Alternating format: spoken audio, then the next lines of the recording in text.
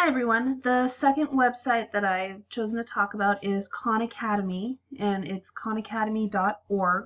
It's not a .com, it's a .org. And for me, the intended audience that I use Khan Academy for would be my math small group students, and on some respects, even their parents. So once you get to Khan Academy, you have to go ahead and create your account. I'm just going to log into mine. And again, kind of like with any website that you're going to have your kiddos use, you have to go in and set up your classes. I already have mine set up, and these would be my math small group kiddos. It auto-generates usernames and passwords for them, and then I can just kind of give those to them.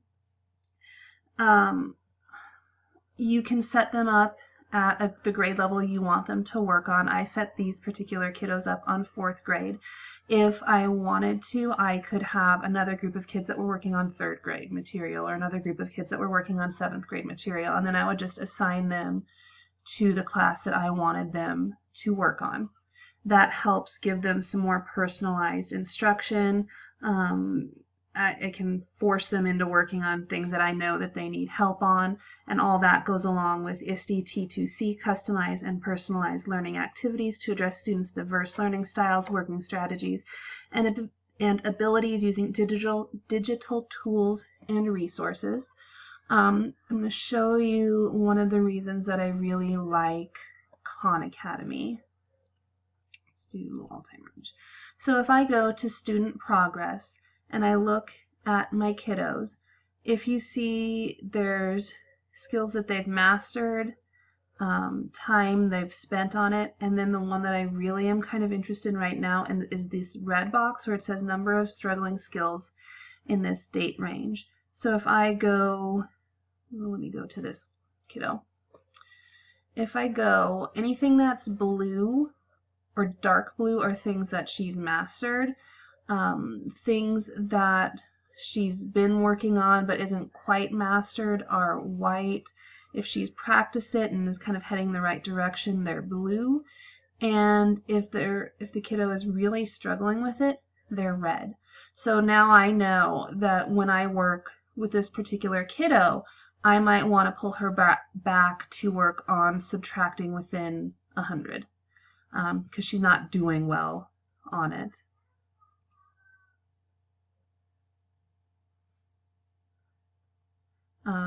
If I look at this kiddo,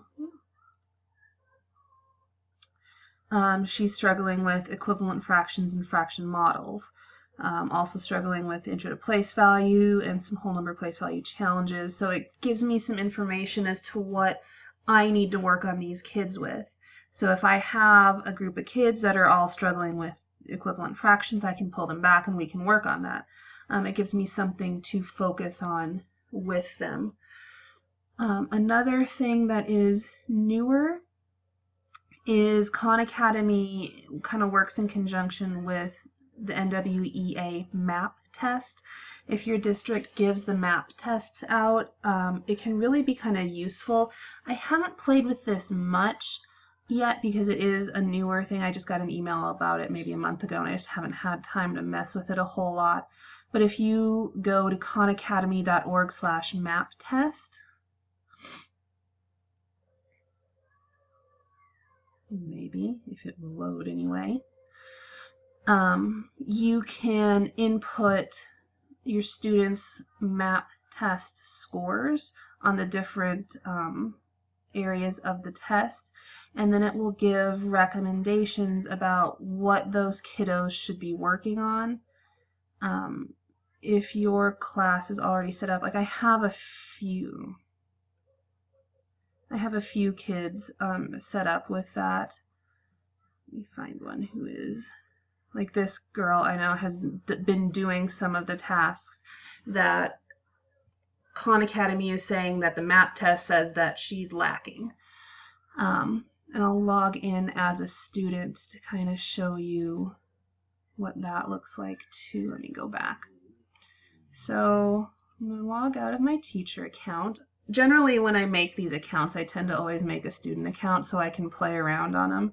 My daughter's 4 and has a whole bunch of accounts because I use her to play on these things.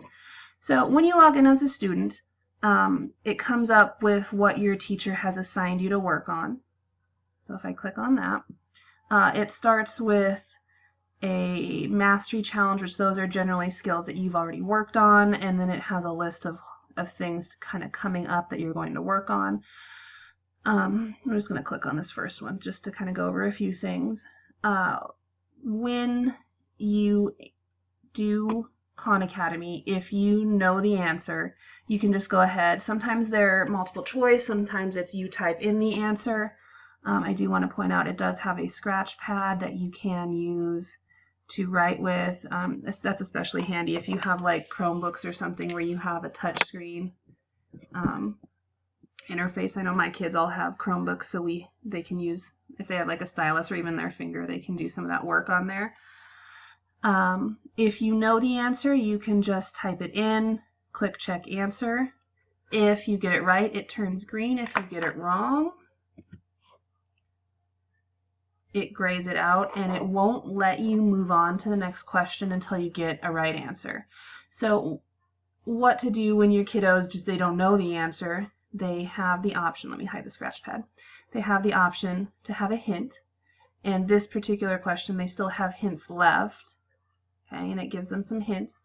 One of the reasons I really like Khan Academy are these videos. If they're really stuck, they can watch Where is videos. the point on the number line? And the video goes through and kind of explains how to do that particular problem. I was kind of worried when I got all these Chromebooks in my classroom that my kiddos wouldn't be able to go and watch those videos because they generally don't have access to YouTube, and those are on YouTube. But so far it's been good. They haven't had any problems watching the Khan Academy videos. And if they still have no idea what the answer is, then they can click on I haven't learned this yet, and it moves on. And then in the teacher report, I'm going to know, hey, they're struggling with this question. Then, if we go back, this is a fake account, but this is my daughter's.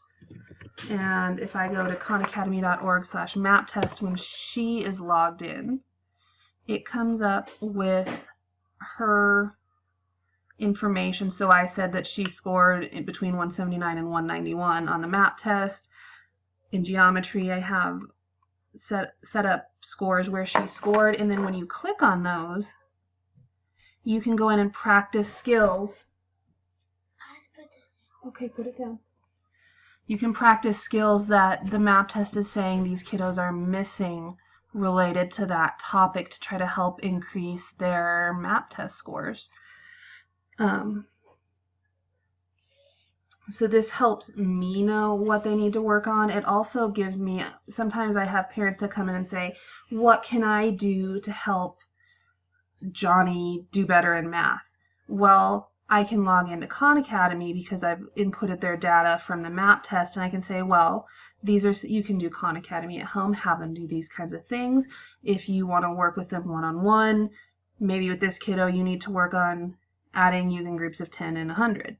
And that communicating that information goes along with ISTE T3C, communicate relevant information and ideas effectively to students, parents, and peers using a variety of digital media and formats. Something else with Khan Academy, I did recently get an email saying that you can import, if you have a Google Classroom set up, you can import your students from Google Classroom into Khan Academy. I have not tried that yet because I just got that email, I think, last week, but it is something that is an option now. I like Khan Academy because it gives me lots of good information about what I can do to help my small group kiddos improve their math skills with. I hope you give it a try. Thanks.